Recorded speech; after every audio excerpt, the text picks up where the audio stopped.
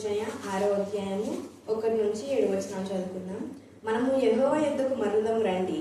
ఆయన మనల్ని చీల్చివేశాను, ఆయనే మనల్ని స్వస్థపరచును. ఆయన మనల్ని కొట్టెను, ఆయనే మనల్ని బాగు చేయును. 2 దినములైన తరువాత ఆయన మనల్ని బ్రతికించును. మనము ఆయన సముఖమందు బ్రతుకున్నట్లు 3వ దినమున ఆయన మనల్ని స్థిరపరచును. యెహోవాను గూర్చిన జ్ఞానము సంపాదించుకుందాము రండి. యెహోవాను గూర్చిన జ్ఞానం సంపాదించుకున్నటకు ఆయనను అనుసరించుదము రండి. ఉదయం తప్పక వచ్చు రీతిని ఆయన ఉదయించును. వర్షము వలె ఆయన మన యొద్దకు వచ్చును. భూమిని తడుపునట్టి తొలగరి వర్షము, కడవరి వర్షము వలె ఆయన మన యొద్దకు వచ్చును. ఎఫ్రాయిము, నిన్ను నేనేం చేతును? యూదా, నేను నిన్నేం చేతును? తెల్లవారగానే కనబడు మేఘము ఎగరిపోవునట్లును, ప్రాంతకాలమున పడు మంచు ఆరిపోవునట్లును నీ భక్తి నిలవకపోవును. కాబట్టి నేను చేసిన తీర్పులు వెలుగు వలె ప్రకాశించినట్లు ప్రవక్తల చేత నేను వారిని కొట్టి బద్దలు చేసి ఉన్నాను. నా నోటి మాటల చేత వారిని వధించి ఉన్నాను. నేను బలి కోరను గాని కనికరమునే కోరుచున్నాను. దైన బలుల కంటే దేవుడు గూర్చిన జ్ఞానము నాకు ఇష్టమైనది. ఆదాము నిబంధన మీరినట్లు వారు నా ఎడల విశ్వాసఘాతకులే నా నిబంధనను మీరి ఉన్నారు. దేవుడి వాక్యాన్ని తీర్చున్నాక భూతవర్తమాన భవిష్యత్ కాలంలో ఉండే సర్వాధికారి దేవుడు నంతరము పరిశుద్ధుడు పరిశుద్ధుడు పరిశుద్ధుడు అని పొగడవలసినటువంటి మా దేవ రక్షకుడా, నీ పాదములకు వెళ్ళే వందనములు, స్తుతులు, స్తోత్రములు స్తోత్రములు స్తోత్రములు చెల్లించుకుంటున్నాం. మెస్సియా, గడిచిన కాలమంతా నీ యొక్క కంచ కాపుదల నుంచి క్షేమ స్థితిలో ఉంచిన దేవా, నీకే స్తోత్రములు స్తోత్రములు స్తోత్రములు చెల్లించుకుంటున్నాం. మెస్సియా, అడుగు వాటన్నిటికంటే ఊహించు వాటన్నిటికంటేను అత్యధికమైన ఈవులు అనుగ్రహించిన దేవా, మీకే స్తోత్రములు స్తోత్రములు స్తోత్రములు చెల్లించుకుంటున్నాం. మెస్సియా, చదవబడిన లేఖన భాగం బట్టి కూడా మీకే స్తుతులు స్తోత్రములు స్తోత్రములు చెల్లించుకుంటున్నాం. మెస్సియా, మరి అమ్మగారు వాక్యం చెప్పనైతుండగా ప్రభా, మీ యొక్క ఆత్మతో శక్తితో బలపరచుకుని వేడుకుంటున్నాం. మెస్సియా, చెప్పబడిన వాక్యం మా హృదయంలో 30-60 నూరంతలుగా ఫలించడానికి నీ యొక్క కృపను దయచేయమని వేడుకుంటున్నాం. మెస్సియా, ఆమె వెళ్ళే ప్రతి స్థలం అందు మీ యొక్క సన్నిధి తోడుగా ఉంచి నడిపించుచున్న విధాన్ని బట్టి కూడా మీకే స్తోత్రం. మెస్సియా, ఆంటీకి సేవలో సహకరించే బిడ్డలందరినీ కూడా జ్ఞాపకం చేసుకోమని వేడుకుంటున్నాం. మెస్సియా, ఆంటీ యొక్క రక్త సంబంధికులందరినీ కూడా దీవించండి, ఆశీర్వదించమని వేడుకుంటున్నాం. మెస్సియా, ఇదిగో ప్రభా, మరి ఇక్కడ చేయడం బిడ్డలందరినీ కూడా మీ యొక్క జ్ఞానంతో నింపమని వేడుకుంటున్నాం. మెస్సియా, మీ యొక్క జ్ఞానం దయచేయండి. ఏసియా, విద్యార్థులకు కావాల్సిన జ్ఞానం దయచేయండి. ఏసియా, ఎగ్జామ్స్ రాయబోయే బిడ్డల కోసం ప్రార్థిస్తున్నాం. ఏసియా, ప్రతి ఒక్కరికి ప్రభా పరలోక సంబంధమైన జ్ఞానం దయచేయమని వేడుకుంటున్నాం. మెస్సియా, ఇహలోక సంబంధమైన జ్ఞానం వ్యక్తం. మెస్సియా, మరి మీ యొక్క జ్ఞానం దయచేయమని వేడుకుంటున్నాం. మెస్సియా, యెహోవా యందు భయభక్తులు కలిగి ఉండటయే జ్ఞానం నాకు మూలమని సెలవిస్తుందివా, మీకే స్తుతులు స్తోత్రములు స్తోత్రములు స్తోత్రములు చెల్లించుకుంటున్నాం. మెస్సియా, ఎల్లప్పుడూ యొక్క స్థలమాన్ని చేయబడి ప్రార్థన మీద నీ యొక్క కన్ను దృష్టి నిలిచిన విధాన్ని బట్టి కూడా మీకే స్తోత్రం. మెస్సియా, ఈ దినాన్ని చూడకిందలో మనకి మన ఎదురుగా కేవలం నీ యొక్క కృప ద్వారా నీ యొక్క రక్షణ ద్వారా ప్రభావ మమ్మల్ని అందరినీ సజీవ సంఖ్యలో ఉంచినదివా, మీకే స్తుతులు స్తోత్రములు ఆశ చర్చి మా ప్రభ నా తండ్రి మరి పునాది వేసే విధానంలో మీ సన్నిధి కాంతి తోడుగా ఉంచండి ప్రభ. అక్కడికి ఎంతమంది రావాలని మీరు ఇష్టపడుతున్నా వాళ్ళందరూ మీరు పంపించండి. వాక్యం చెప్పిన బిడ్డలను చేసిన ప్రతి ఒక్కరిని బట్టి మేము స్తుతిస్తూ వాక్యం వాక్శక్తిగా మార్చి వాక్యం బయట వెళ్ళిచున్నప్పుడే ఆత్మీయ మానసిక శారీరక మొదటి నుంచి విడిపించమని నజరేయునామమున ప్రార్థిస్తున్నాం తండ్రి. ఆమేన్ ఆమేన్ ఆమేన్. హల్లెలూయా. రండి అని ఒక్కరికి ఒక్కరు అక్కడ ఆహ్వానం చెప్పుకుంటున్నారు. మనళ్ళు ఒకరికి ఒకరి దగ్గరికి పోవద్దు, ఒకరికి ఒకరు ప్రార్థన చేసుకుంటూ అనుకుంటారు. కానీ దేవుడేమో ఒక్కరి కోసం ఒకరు ఏం చేయాలా? ప్రార్థన చేయాలి. ఒకటి ఆన్ చేసినావా? ఒక్కరి కోసం ఒకరు ప్రార్థన చేయాలా. ఇంకొకటి రెండవది ఒక్కరి కోసం ఒకరు ప్రార్థన చేయాలి. రెండవది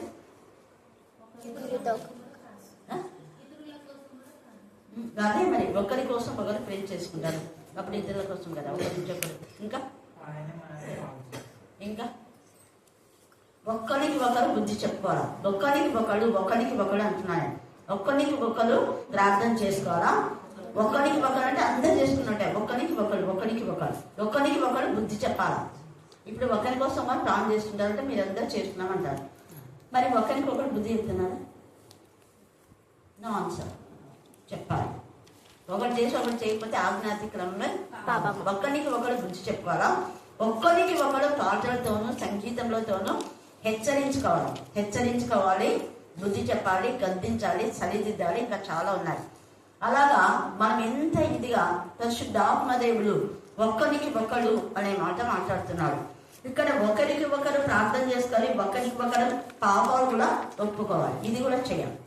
ఒకరికొకరు బుద్ధి చెప్పుకోం, ఒకరితో ఒకరు పాపాలు ఒప్పుకోను. నేను దేవుడి దగ్గర ఒప్పుకున్నాను అంటారు. దేవుడి దగ్గర ఒప్పుకున్నవి మళ్ళా అవి ఎవరితో నువ్వు చేసావో వాళ్ళతో ఖచ్చితంగా ఒప్పుకోవాలి. ఎవరి ద్వారా మనం ఎవరిని హత్య చేస్తుంటే వాళ్ళతో క్షమాపణ చెప్తేనే నీ పాపంలోకి పరిహారం, లేకపోతే ఉండదు పరిహారం. గుర్తుపెట్టుకోండి. తర్వాత ఇంకోటి ఏమంటే ఒకరు చేసిన మేళ్లను మర్చిపోతే కూడా పాపమే. ఎవరైనా మనకు మేలు చేస్తారనుకో వాళ్ళని ప్రతిరోజు గుర్తు చేసుకోవాలి. ప్రతిరోజు, ఒక్కరోజు కాదు, ప్రతిరోజు గుర్తు చేసుకోవాలా.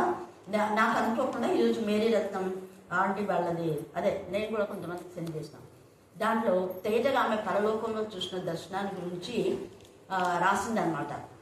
తర్వాత ఒక్కరికొకరు యెహోవా గురించి మాట్లాడుతుంటే పెద్ద గ్రంథం రాయబడిందని మొన్ననే రీసెంట్గా చెప్పుకున్నాం. గుర్తుందా మీకు? గ్రంథంలో విప్పబడతాయి. గ్రంథం కాదు, చాలా గ్రంథాలు ఉంటాయి. ఆ గ్రంథాల్లో ఎన్నో విషయాలు ఉంటాయి.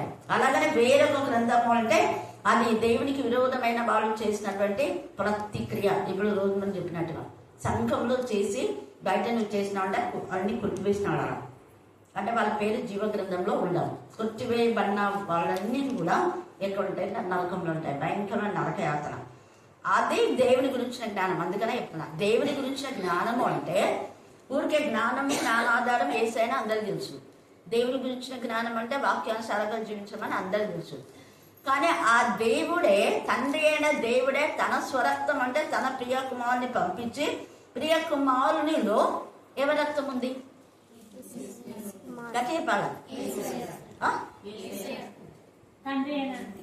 నేనేం చెప్తున్నా, ప్రియ కుమారులో ఎవరి రక్తం అంటే ఏసై రక్తం అంటాను. ఏసైనా ప్రియ కుమారుడు. ప్రియ కుమారుల్లో ఎవరి రక్తం ఉంది? తండ్రి రక్తం. మరి ఇప్పుడు ఎవరి రక్తం చిందించినారు? చెప్పండి. వాళ్ళ మీద ఎప్పుడు ఏసై రక్తం చిందించాడు? ఏసై రక్తం. తండ్రి అయిన దేవుడు ఎంతగానో తన యొక్క ప్రియ కుమారుని నలగొట్టడానికి ఇష్టమైన అంటే ఆయన కూడా నలగొట్టబడినాడు. ఆయన రక్తమే, తండ్రి అయిన దేవుని యొక్క రక్తమే ఏసైలో ఉంది. ఏసైలోని రక్తమే మనలో ఉండాలని తండ్రి అయిన దేవుని యొక్క ఇష్టం. అందుకనే నేను తండ్రి ఏకమై ఉన్నాలాగా మీరు మనమంతా కూడా ఏకం కావాలి అన్నాడు. అది దేవుని గురించిన జ్ఞానం. దేవుని గురించిన జ్ఞానం ఇంకొకటి ఏంటంటే, ప్రపంచంలో ఎన్నో రక్తాలు ఉన్నాయి. ఎవరికైనా రక్తం ఎక్కించాలంటే కరెక్ట్గా యాజ్గా వారి యొక్క బ్లడ్ గ్రూప్ ఉంటేనే అది సరిపోతుంది. కొంచెం తేడా ఉన్నా కూడా ఎనికి వచ్చేస్తుంది, లేదా మంచి చనిపోతారు, లేకపోతే రియాక్షన్ అవుతుంది. ఇంత ఇదిగా కరెక్ట్గా మ్యాచెస్ రక్తం ఇచ్చినా కూడా బ్రతకని వాళ్ళు ఉన్నారు. అయితే ఏసే రక్తం అలా కాదు. మానవులు ఏ జాతి అయినా, ఏ మతమైనా, ఏ కులమైనా మన పాపంలో ఒప్పుకొని పాపం లక్ష్యాలను మనం చేసుకుంటే ఏసే రక్తం మనలో ప్రోకించినప్పుడు మనం క్రీస్తు వంశావళిలో చేర్చబడతాం. క్రైస్తవులు, దట్ మీన్స్ క్రీస్తుకు చెందిన వారు. అంటే హిందువుల దేవుడి యొక్క రక్తము వేరే వాళ్ళకు ప్రోక్షించబడుతుందంటే ప్రోక్షించబడదు. ఒకటి. రెండవది, హరిజనులు వెళ్ళి మేము రెడ్డిస్గా ఉంటామంటే ఒప్పుకుంటారా? ఒప్పుకోరు. మేము బ్రాహ్మణ్స్గా ఉండి పూజ చేస్తాం ఇక్కడ అంటే ఒప్పుకోరు. బ్రాహ్మణ్స్ అవసరం లేదు. ఇక్కడ ఉన్న వాళ్ళే చాలా మంది అంటే ఎస్సీ అని మీరు చెప్పుకుంటారు కాబట్టి ఎస్సీ అని చెప్పే వాళ్ళు ఇక్కడ పూజలు చేస్తారు, చర్చికి వస్తారు. వీళ్ళే పోయి వాల్మీకి టెంపుల్ ఉంది కదా, అక్కడ పోయి కొబ్బరికాయలు కొడితే ఒప్పుకుంటారా? 4 తన్ని బయటికి పంపిస్తారు. కానీ మన సంఘాల్లో ఏం జరుగుతుంది? ఎవరు పడితే వాళ్ళు. సంఘం అంటే భయం భక్తి లేకుండా పోతుంది. క్రీస్తు రక్తం పరిశుద్ధమైన రక్తం, పవిత్రమైన రక్తం. ఆయన యొక్క సన్నిధిలో ప్రార్థించే వాళ్ళు భయంతో, భక్తితో, ఒక్కరికి ఒకరు సహకరించేవాళ్ళు, ఒకరికొకరు బుద్ధి చెప్పేవాళ్ళు, ఒకరికొకరు హెచ్చరించేవాళ్ళు, ఒకరికి ఒకరు నేను పాడినా ఇంకొకరు పాడండి, నేను వాక్యం చెప్పినా ఇంకొకరు చెప్పండి, నేను సాక్షి చెప్పినా మీరు సాక్షి చెప్పండి. అందరినీ పురికొల్పేదే సంఘము అంటే. అది దేవుని జ్ఞానం. హల్లెలూయా, హల్లెలూయా, హల్లెలూయా, హల్లెలూయా, హల్లెలూయా.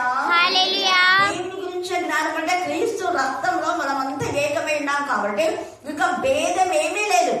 అందుకే సిరియనుడని, స్త్రీ అని, గ్రీకు దేశస్తుడని, ఇంకా వాళ్ళని వీళ్ళని భేదం లేకుండా చేయడం కోసమే యేసయ్య మా పునరుద్ధారణ అయిన తర్వాత ఫస్టే మరి ఆ యొక్క మిషనరీస్ గా మగ్దలేనే మరియను పంపిస్తారు.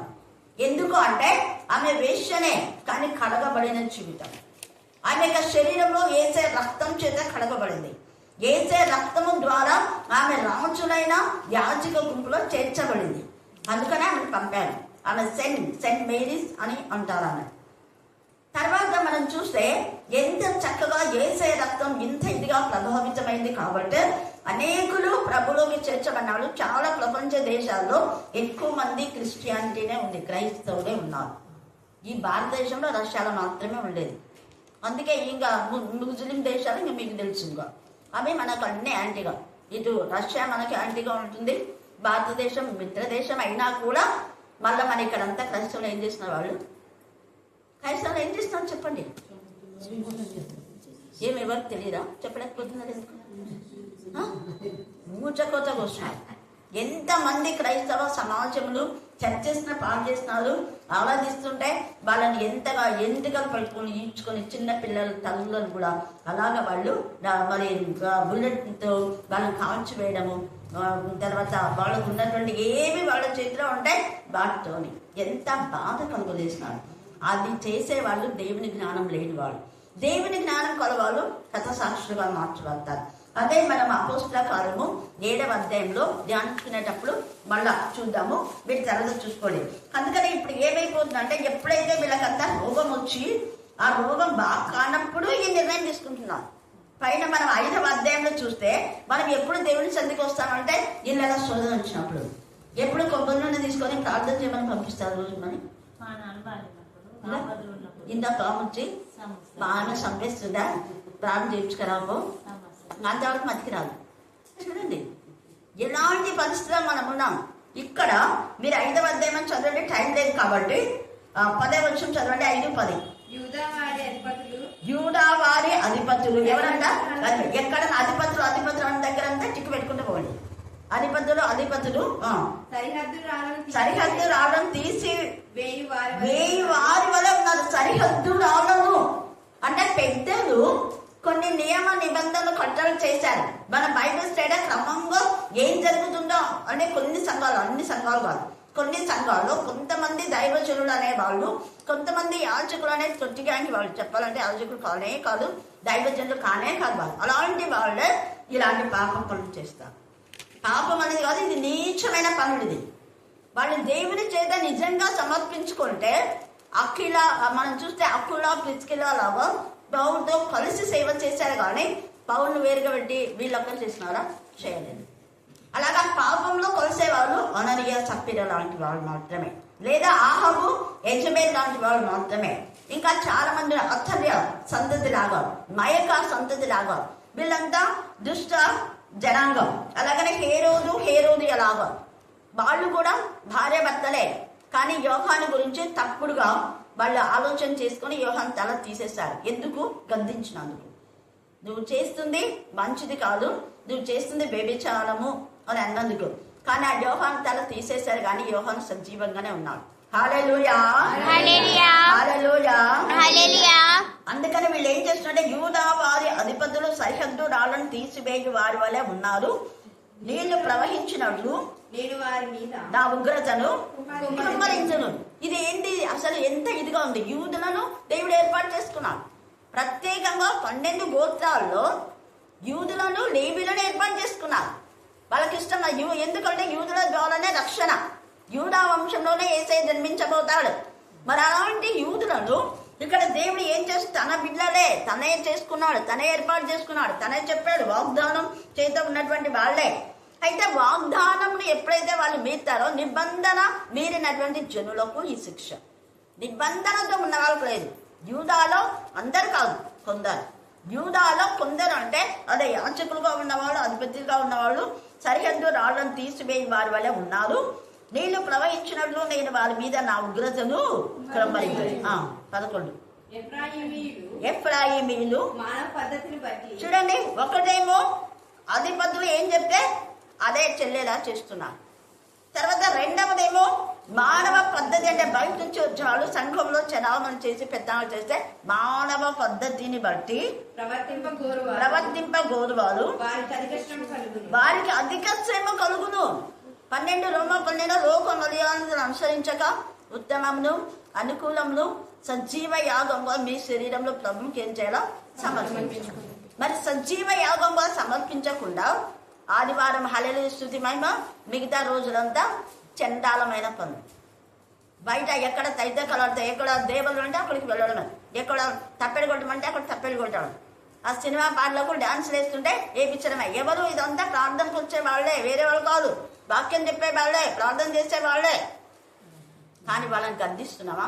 ఒక్కరికొకరు బుద్ధి చెప్పుకోవాలి, ఒక్కరికొకరు హెచ్చరించుకోవాలి. మనం చూస్తున్నాం కానీ గద్దించట్లేదు. ఖచ్చితంగా గద్దించాలి. ఎందుకు గద్దించకపోతే వాడు అగ్నిలో పడి చస్తాడని నీకు తెలుసు, తెలిసి కూడా నువ్వు గద్దించలేదంటే వాడిని అగ్నికి పోవడానికి నువ్వు కూడా ఏం చేస్తున్నావు? సహకరిస్తున్నావు. సహకరించని వాళ్ళు గద్దిస్తారు. రెండవ దొంగ వెంటనే తగ్గించడం, అంతమందిలో కూడా గద్దించడం. అంటే పరిశుద్ధాత్మ మనలో ఉంది అంటే అస్సలు టాలరేట్ చేయలేదు. ఆ సెకండ్లోనే పక్కనున్న వ్యక్తిని చూసి గద్దిస్తున్నాడు. ఎందుకంటే తన ఫ్రెండ్ కాబట్టి ముందు ఫ్రెండ్ని సెర్చ్ చేసుకుందాము అన్నట్టుగా గావుకేక వేసి అన్నాడు యేసు అని. అది ఎంత పెద్ద అక్కడున్న వాళ్ళందరికీ వినపడింది. ఆయన పేరే చెప్పొద్దనే వాళ్ళు అంత ఇదిగా ఇచ్చేశారు. కానీ అలాంటిది యేసయ్య పేరే చెప్పి నీ రాజ్యం ఉంది అంటే నువ్వు ఒక రాజు. వాళ్ళు ఏసే సెలవేమో చంపమని వాళ్ళందరూ అన్నారు. అన్న వాళ్ళంతా అక్కడ ఉన్నారు. ఆ రొమ్ము కొట్టుకొని ఏడ్చే స్త్రీలంతా ఉన్నారు. వాళ్ళు ఆ గావు కేకను చూసి షాక్ అయిపోయినారు. వాళ్ళు చావు బ్రతుకుల మధ్య ఉన్న ఒక దొంగ అంత గట్టిగా కేక, యేసు నీవు రాజు, నీ రాజ్యంలో నువ్వు ఉంటావు, నన్ను జ్ఞాపకం చేసుకో.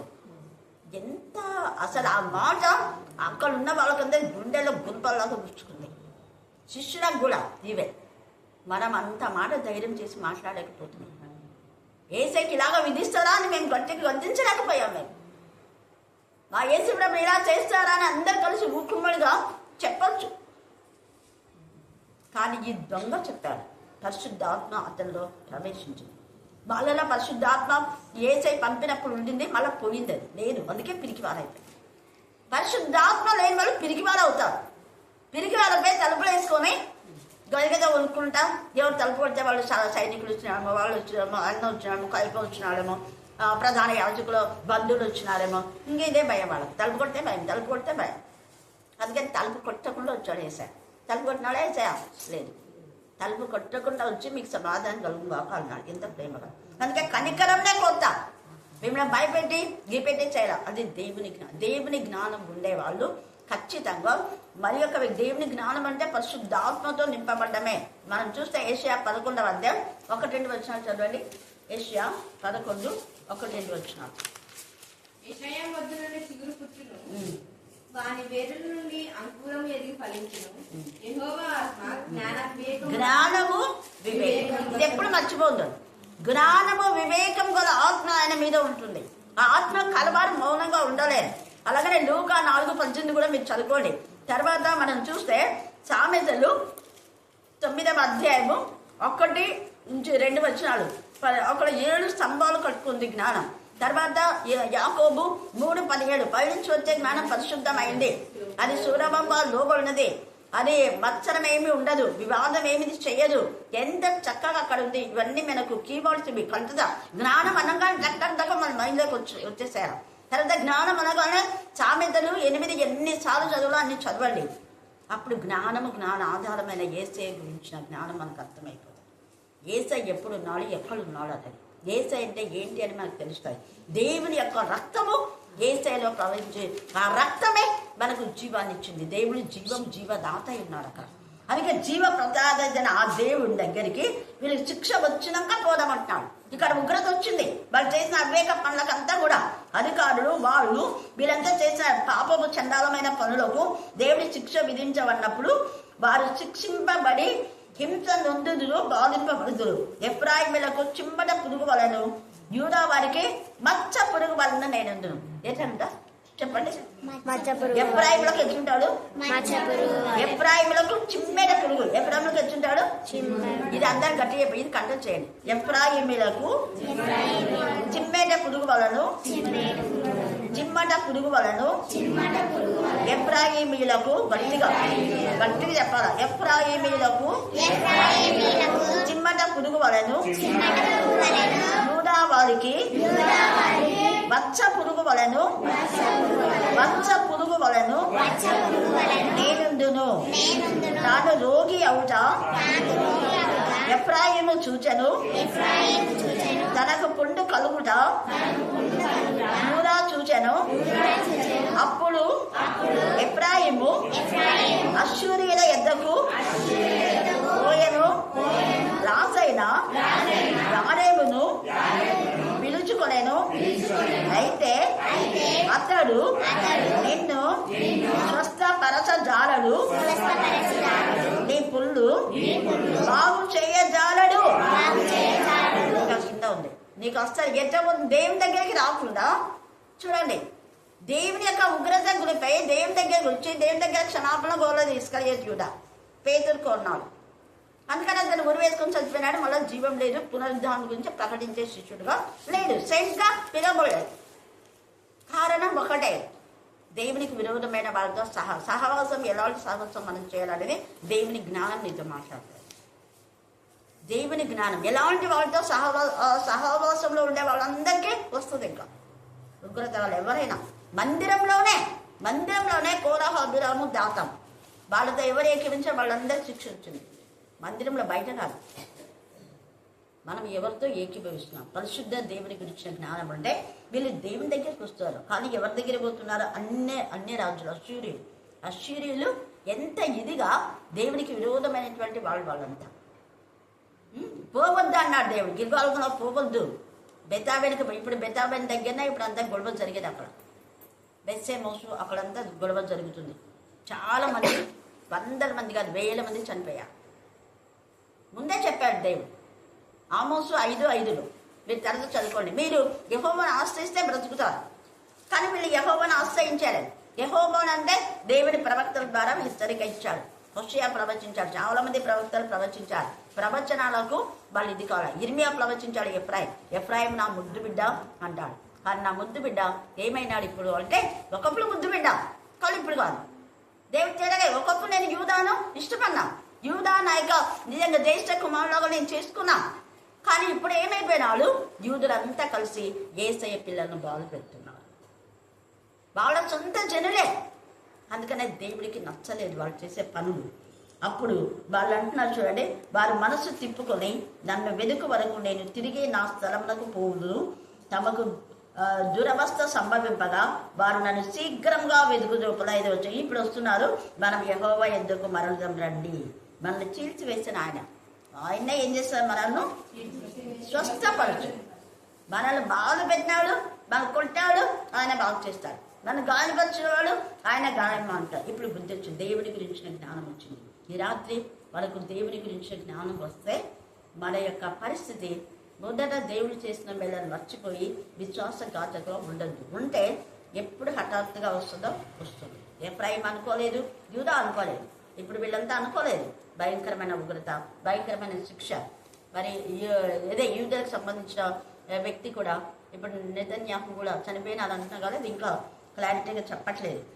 తర్వాత చూడండి, యెహోవాను గూర్చిన జ్ఞానం సంపాదించుకుందాము రండి. యెహోవాను గూర్చిన జ్ఞానం సంపాదించుకున్నట్టుకు ఆయనను అనుసరించడం రండి. సంపాదించుకొని ఏం చేయాలా? అనుసరించాలి. మనం సంపాదించుకుందామని వింటున్నాం కానీ అనుసరణ లేదు. ఇందాక పిల్లలు ఎంత చక్కగా చెప్పారు చూడండి. మన బుద్ధి జ్ఞానం లేని కంచెర గార్దలాగా ఉండొద్దు. అలాగనే దేవుని గురించిన జ్ఞానం మనం సంపాదించుకొని ఆ ప్రకారం మనం నడవాలి. ప్రభువ అని పిలిచేవాడు పరలోక రాజ్యం చేర్చబడాలి. అలాగూ చేసేవారే అంటే దేవుని యొక్క చిత్తాన్ని నెరవేర్చేవారే పరలోక రాజ్య వారసులు. అలాగనే యేసేను మీ అమ్మ మీ నాన్న వచ్చారంటే ఎవరు నా తల్లి ఎవరు నా తండ్రి అంటే దేవుని చిత్తం నెరవేర్చేవారే. మీ తల్లులను మీరందరినీ వదులుకొని నా దగ్గరికి వచ్చారు చూడు, వాళ్ళే నా చిత్తం నెరవేర్చేవారు, వాళ్ళే నా తల్లులు, వాళ్ళే నా సహోదరులు అని తేటగా యేసే తేల్చి చెప్పేశాడు. ఇప్పుడు చెప్పిన లేఖన భాగంలో మనం చూస్తే అదే యోహాను 3వ అధ్యాయము 1-2 వచనాలు చదవండి. దేవుని మూలంగా పుట్టిన వాళ్ళు పాపం చేయదు. అది కీవర్డ్, అది నేర్చుకోండి. దేవుని మూలంగా పుట్టిన వాళ్ళు పాపం జానడు. అసలు ఎంత తేటగా చెప్పేస్తున్నాం అంటే అసహ్యం అన్నమాట వాళ్ళకు. యోసేపు రాదు, పాపం అంటే దాన్ని అసహించుకుంటారు. దాని దగ్గర నుంచి వేరే ప్రత్యేకంగా ఉంటాం, ప్రత్యేకింపబడిన బిడ్డలుగా ఉంటాం. అలాగే మనం చూస్తే ఈ యొక్క 1 యోహాను 2:14 చదవండి. 1 యోహాను 2:14. చిన్నపిల్లలారా, మీరు తండ్రిని ఎరిగి ఉన్నారు కనుక మీకు వ్రాయుచున్నాను. తండ్రులారా, మీరు ఆది నుండి ఉన్నవారిని ఎరిగి ఉన్నారు కనుక మీకు వ్రాయుచున్నాను. యవనస్తులారా, మీరు బలవంతులు, దేవుని వాక్యం మీ యందు దేవుని వాక్యం ఉంది కాబట్టి మీరు బలవంతులు. మీరు అపవాదిని జయించినారా? ఇంకా అపవాదితో పోరాడుతున్నారు. జయించినారా? పాపంతో పోరాడుతున్నారు. పాపంతో పోరాడుతూ రక్తం కారణంతగా ఇంకా పోరాడి విజయాన్ని పొందుకోవాలి. మనకు ఎప్పుడు కూడా దైవికమైన విధానంలో దేవుని విషయంలో ఆసక్తి కలిగి ఉండేవాళ్ళు పాపంతో పోరాడి గెలుస్తారు. అపోస్తుల కార్యం 9:15 చూడండి. 9వ అధ్యాయం 15 వచనం. అపోస్తుల కార్యము 9:15. అందుకు ప్రభువు, నీవు వెళ్ళుము, అన్యజనుల ఎదుటను రాజుల ఎదుటను ఇశ్రాయేలుల ఎదుటను నా నామము భరించుటకు ఇతడు నేను ఏర్పరచుకున్న సాధనం. మరి రాజుల దగ్గర చెప్తున్నారా? పౌలు చెప్పాడు. పెద్దవాళ్ళబ్బా, వాళ్ళకేం చెప్పాలా? దైవజనంతో మాట చెప్పాలా? దైవజనం సరిగా లేకపోతే ఖచ్చితంగా చెప్పాలి. ఇర్మియా ఏమాత్రం బాలుడైనా కూడా చెప్పాడు. ఇర్మియాని కొట్టావు కదా నేను చెప్పాలి. వాళ్ళు బాగా ఇదిగా మాట్లాడతారు. వాళ్ళు జోలికి పోమంటే దేవుడు లెక్క అడుగుతాడు. అప్పుడు నువ్వు మార్పు పొందిన వ్యక్తివా, మార్పు పొందని వ్యక్తివా తయారీ చేసుకోవాలి. మార్పు పొందిన వ్యక్తి ఎవ్వరికి భయపడాలి. మన యొక్క గోల్ ఏంటంటే నిజంగా మార్పు పొంది దేవుని జ్ఞానంతో ఉంటే అనేకుల యొక్క తప్పును ఖండించే వారంగా ఉంది. వాళ్ళు ఏమన్నా అనుకోని డజంట్ మ్యాటర్. అలాగా కొంతమందినైనా ప్రభులోకి మారుస్తారు. అప్పటి నుంచి అలాగ వాక్యాల ద్వారా గద్దించకపోతే కొందరైనా మారేవారు కాదు. గూడూరు అంటే ఎంత భయంకరమైన పరిస్థితి. అందరూ అంటారు, ఇన్నేళ్ళు ఎట్లా ఉన్నాను దేవుడికి తెలుసు, నాకు తెలుసు. హల్లెలూయా, హల్లెలూయా. దేవుని యొక్క మహాశక్తి. నేనన్నా అందరు ఎలాగున్నా కొంతమంది సహకరించే వాళ్ళు ఉన్నారు కాబట్టి దేవుడు నన్ను నిలబెట్టాడు. దేవుడే పంపిస్తాడు సహకరించేవాడు. అందుకే ఇందాక చెప్పింది చూడు, శీల 12వ అధ్యాయం 10వ వచనం. యేసు యొక్క రక్తము ఏం చేసింది అంటే మనకు రక్షణ ఇచ్చింది, శక్తినిచ్చింది, తర్వాత రాజ్యం, అధికారం. యేసుకి ఇచ్చిన అధికారం అంతా మనకి ఇచ్చేస్తాడు యేసు. నేను మీకు అధికారం ఇచ్చి పంపుతున్నాను. నాకు తండ్రి ఏ ఆత్మని ఇచ్చాడో అదే ఆత్మ కొలతలు లేకుండా మీకు ఇస్తా. కొంచెం ఇవ్వాలి. నేను యాజకుని కాబట్టి నేను కొంచెం పైన ఉండాలో, నేను యాజకుని కాబట్టి నేను కొంచెం ఎక్కువ తీసుకొని మీకు కొంచెం ఇస్తా. ఒక్క నిమిషం మీరు ప్రార్థన చేయండి. మళ్ళా మా వాళ్ళు మా పాస్టర్ కొడుకులో మేము కాబట్టి మేమైతే 10 నిమిషాలు చేస్తాం. మీరు మాత్రం క్లుప్తంగా చేయండి ప్రార్థన. మేమైతే ఎక్కువసేపు చేస్తాం. ఎందుకు? మాకు దేవుడు అధికారం ఇచ్చినాడు కాబట్టి. లేదు వాక్యం. నేను ఎలాగో ఉన్నానో మీరు అలాగే, నేను ఏం చేస్తానో మీరు అదే చేయాలి.